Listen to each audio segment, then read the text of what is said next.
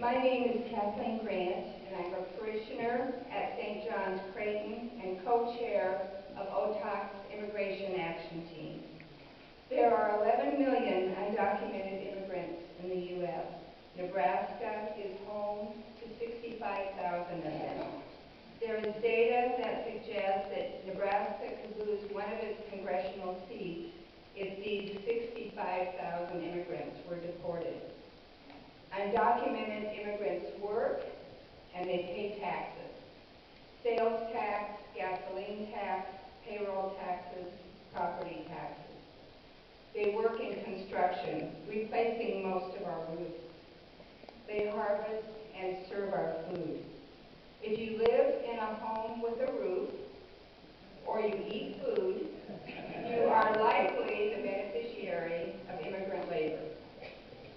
There are 16 million Americans who live in what are called mixed-status families, where some family members have legal status while others do not.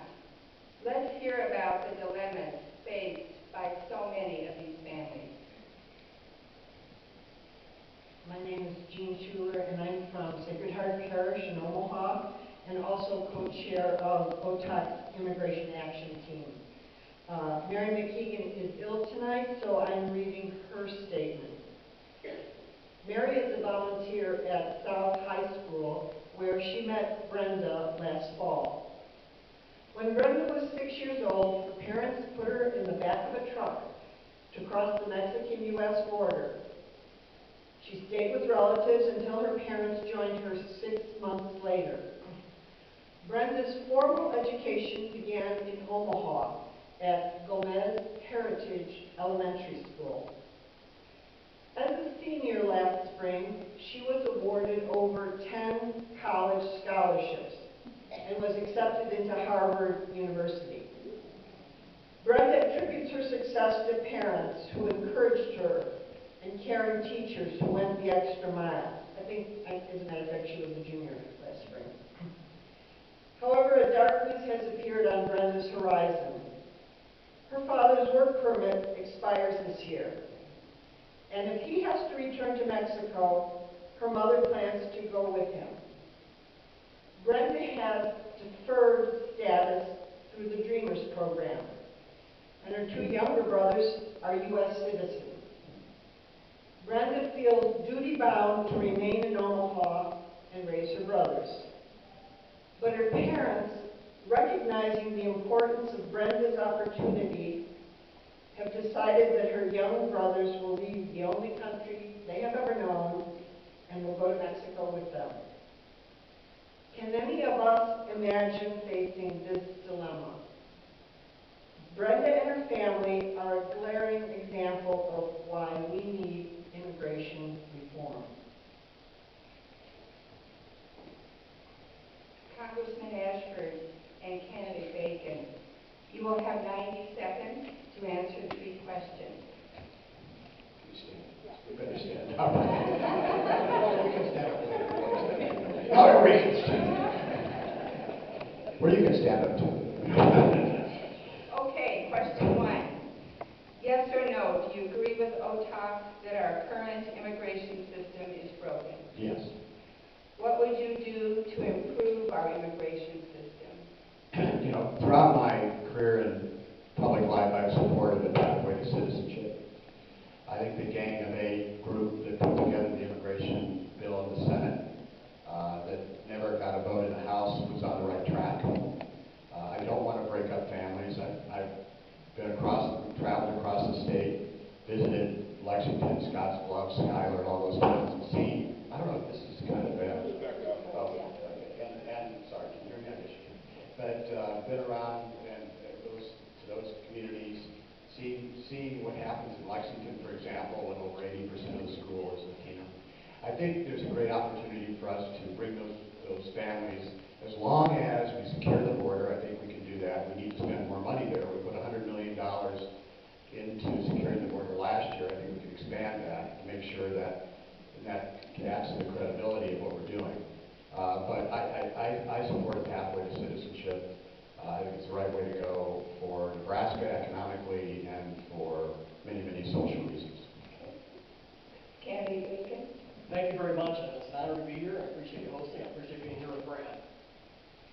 first question, answer your first question, yes, the immigration system is broken.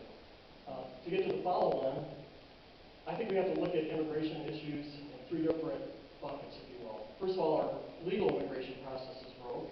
I talked to our ranchers. They can't acquire people in an inexpensive way, and it costs a lot. So folks do come here illegally because it's too hard to do it legal. And then they can't go back home when they want to because they're afraid of getting caught when they come back again. So we have to reform our legal immigration, and I'd be willing to do that. I think we need to make it easier, particularly for seasonal type workers, but beyond that. Then we have the fact we have 300,000 to 400,000 folks arriving here, either it's the border or overstate visas. It's a combination of both, it's not one. Coming here illegally or undocumented, however you want to phrase it, and that's too much. That's more than the United States Air Force is the size. We can't sustain that. So I think that we need employer enforcement, where there is E-Verify or things along those lines that hold employers accountable that don't normally do this, with added security on the border. You can't build enough security on the border if you don't have an E-Verify or employer enforcement system in place. If we can do that, I think that there would be an ability to get consensus in our country to deal compassionately with those 11 to 12 million people who are here. So I would support a pathway to legalization, not citizenship, but for legalization for those who are working and are good community folks and can take care of themselves. I think we'd be blessed to have them in our country. Thanks. Follow-up question, please. So each of you used a term like border security or enhance the border. How would you do that? Could you give some specifics on how you might do that? What metric would you use to determine that the borders are secure? Now, you're right. It'd be hard to identify what is a good metric. It's not going to be zero. Nobody's going to get zero in there. So I think it's putting the right measures in place where it's not 300,000 or 400,000 for sure. But I think in the end, the most important thing that gets to the root cause is E-Verify or employer enforcement, because you can't stop this if there's a demand for jobs. Most people are coming here to work and send money home. But I don't think you just do that on its own. You have 12 million people here who are working. Most of them are working. Many are working. And so we need to find a compassionate way to deal with them. At the same time, you institute E-Verify. Thank you. I think it's very hard to say to a dreamer, someone who is 18 or 20 years old who came here at 1 or 2 years old. I visit South High a lot. There are 120 some dialects spoken there. That's what makes America what it is. My family came here from Sweden and Ireland. We're all immigrants. Right now we have a net decrease in people coming over the border. So I think the issue would be we got to obviously secure the borders, but we have to do it in a compassionate manner.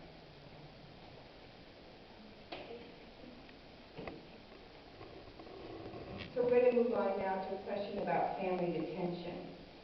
Since 2014, 28,000 Central American women and their children fleeing gang violence have been detained by the U.S. government in so-called family detention centers, the largest of which are for-profit prisons. 87% of these women and children were found eligible to seek asylum. However, only 27% have access to an attorney. When women have legal counsel, 98% of them show up to court and remain in compliance with their immigration proceedings. OTOC is concerned that over 3,000 asylum-seeking women and children are currently incarcerated in one of these facilities instead of being released to live with family or friends where they can be supervised by immigration and customs enforcement. This question will begin with Candidate Bacon and then Congressman Ashford. Remembering that seeking asylum is not against U.S. law, in fact, it's protected international rights, what would you do to end the practice of incarcerating these women and their children?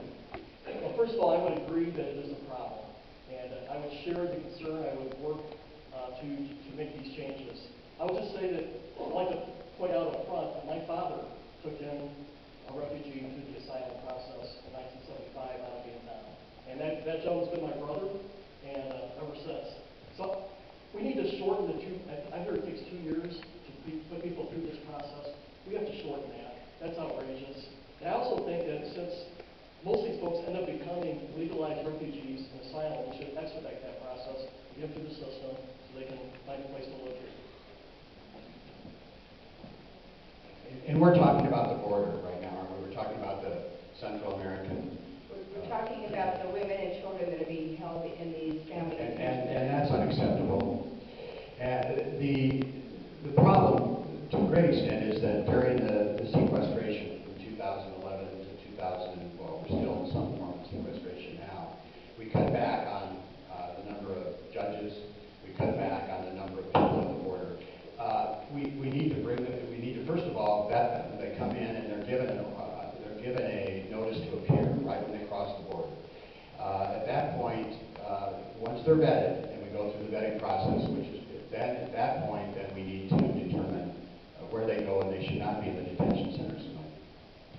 So, Candidate Dagan, just so I'm clear then, how would you end the practice of incarcerating the women and children? There may be temporary incarceration, but I think in the end, most of these folks we find do qualify for asylum, so it should be a 2-year process. So I think that we should make a decision ahead of time. If you're from El Salvador, Guatemala, Honduras, or these folks are originating from, and I've been in, by the way, Honduras, where as a general, I know it's land. I saw it firsthand. So I think that we should expedite it because we know that in the end, these folks are going to get asylum. 2 years is ridiculous. It should be, let's verify who they are. Once we know who they are, they're really from El Salvador, then let's expedite it and get them out.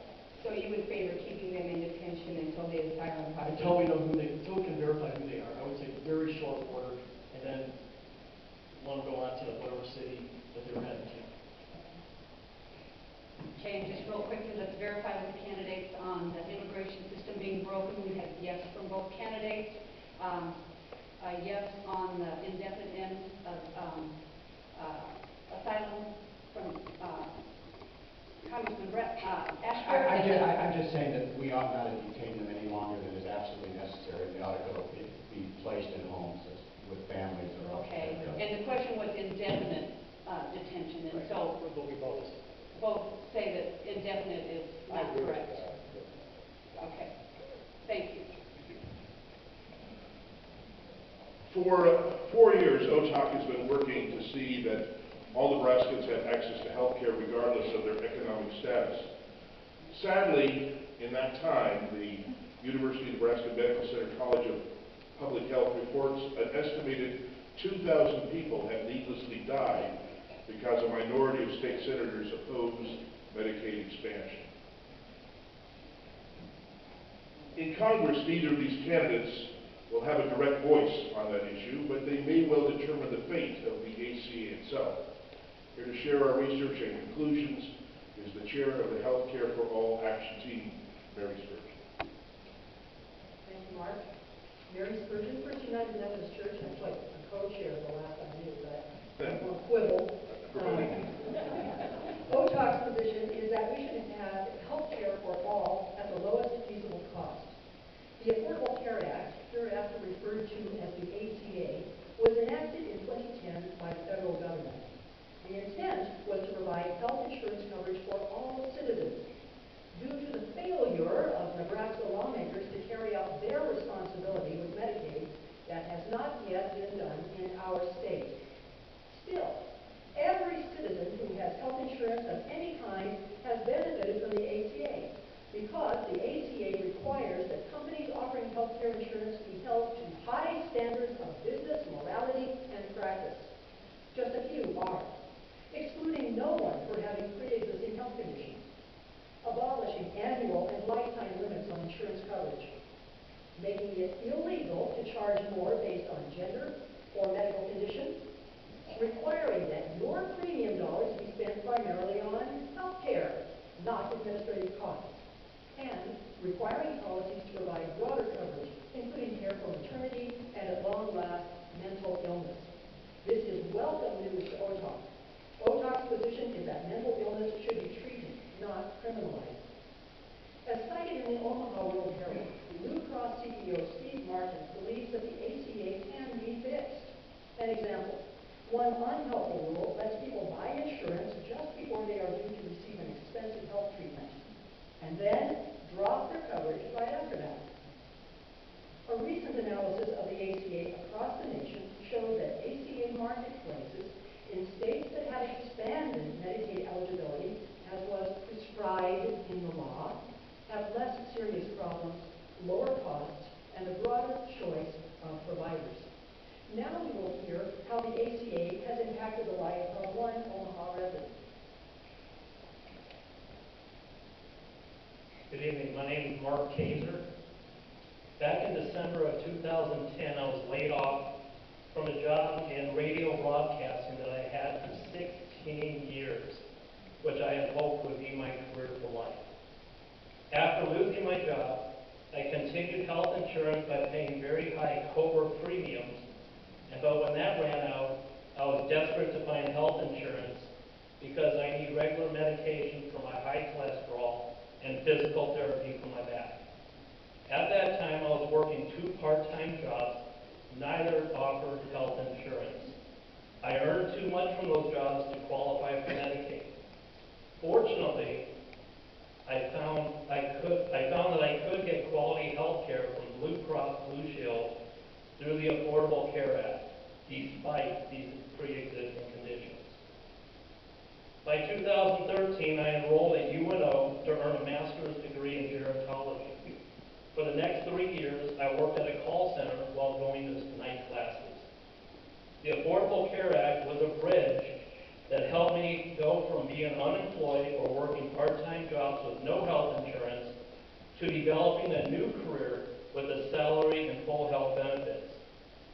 I recently accepted a full-time position at UNO in the gerontology department. I am honored to work with both undergrad and graduate students to help them find meaningful internships to prepare them for their careers caring for the elderly.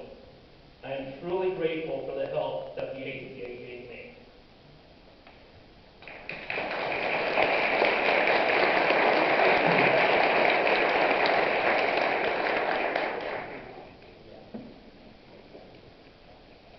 Access to quality health care is, OTOC's position is that it should be available to all at the lowest feasible cost.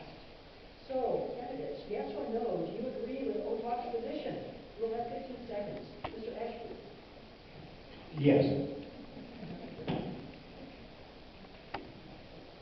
Yes.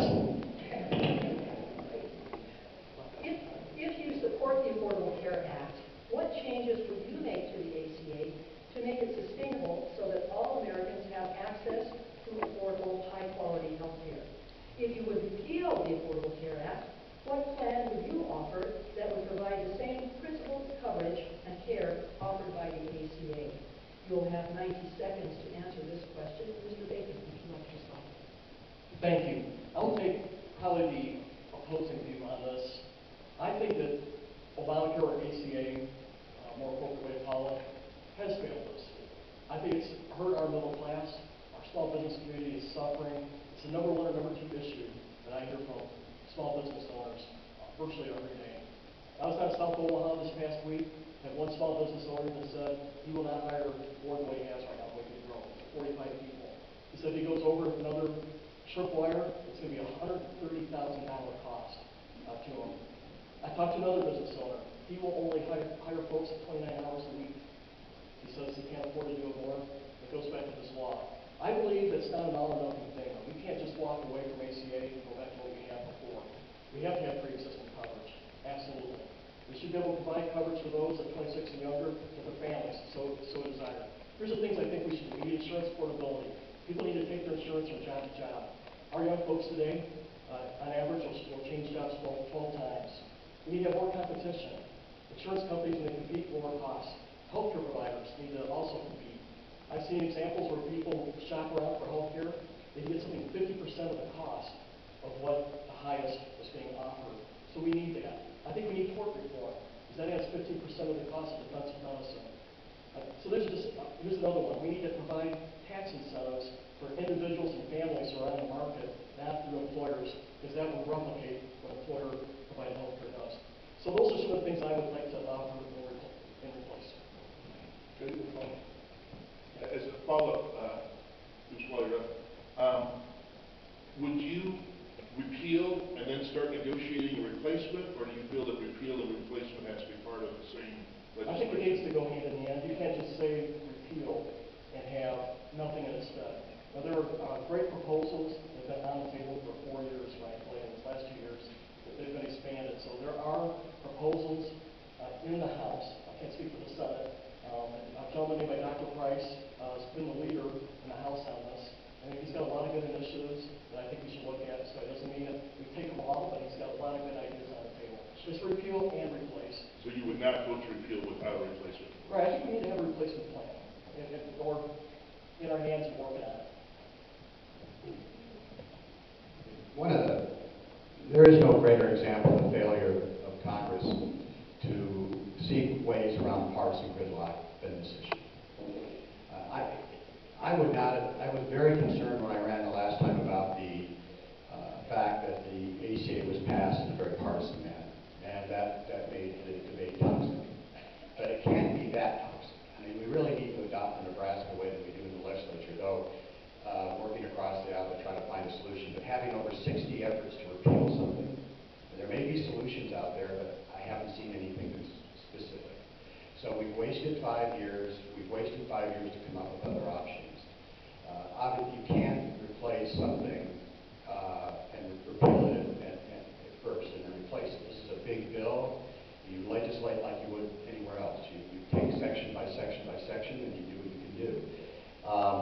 We do need to add more flexibility. And we need to give small employers more products that they can offer to their employees through ACA. We need to obviously expand Medicaid. We tried in the legislature, some of you know, we tried to expand Medicaid on 3 occasions. We tried to override the veto. It's factual. I mean, it's the way that across the country, when there's been an expansion of Medicaid, that there's lower premiums. So yeah, we have to preserve those criteria. As far as I'm concerned, there's no bad ideas here, but we have to work across the aisle to get there. That's why I went to Congress, to say, look, parties make no difference. Partisanship should be out the window when we deal with issues like health care. So to clarify, you are retained but reformed? Well, first of all, you can't be in a situation where you replace or you rescind it without having a reasonable alternative. You can't have someone like Lolo. I talked about her $2 million in bills for chemotherapy because she has AML. You can't simply. She would have no access to health care insurance. I didn't want to relitigate that. I just want to make sure I understand. You would favor retaining the ACA basically as a core legislation? I favor retaining the basic principles that were led tonight. And then if we need to find different options for employers and for individuals to make it less expensive, sure. Then we debate those. But you have to do. I've been there 2 years. We haven't had a debate on the ACA. So if somebody wants to do something responsible, let's do it. And as far as I'm concerned, there are no bad ideas. Is it okay, Mayor? I'm on a roll. My question, though, is then we got repeal and replace as a piece of legislation. I would never repeal. We have reform, and we have retain and reform. Is that just a semantic difference? No, it's all about how you legislate. And we have in the 16 years I was in the legislature, we reformed lots of legislation, like juvenile justice and prison reform and things like that. You take the existing statute, you have hearings, you figure out what the options are, and then you don't have to repeal it all. I mean, ACA is a big bill, 1,200 pages, so you don't have to repeal it all to plug in the changes that we've been doing. General Bacon, is you saying the same thing, or is there something different about I think it's repealing different because, in the end, I don't think we want Washington, D.C. running our health care. That's my position. And I know there's some disagreement here with that, but I respect that. I don't think it's right to have federal bureaucrats be in the center of our health care decisions. I'd rather have it at the Nebraska level. So I know the Nebraskans, compared to Massachusetts or California, will build in more market-based reforms and do some of the things that we can come up with. I'd rather hold Governor Ricketts and our local leadership accountable. Who do you hold accountable at the Health and Human Services? It's a big bureaucracy there. And so I'd rather have it at the ground level. If you don't like what he does, you can vote him out for 4 years.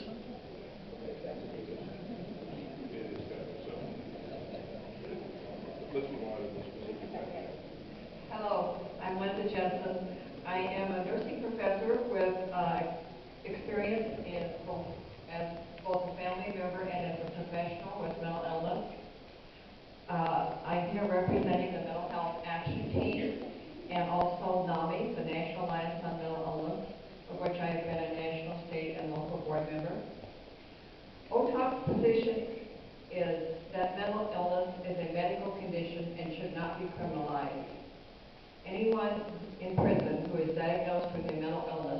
offered appropriate treatment?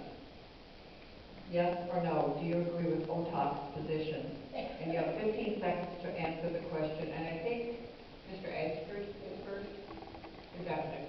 The question is, do we agree that it's mental health That should... anyone in prison who's diagnosed with a mental illness should be offered appropriate treatment? And that's why, yes, and that's why when we did the prison reform bill in the legislature, we put language in and dollars in so that someone does come in, is incarcerated, that they have in the evaluation process,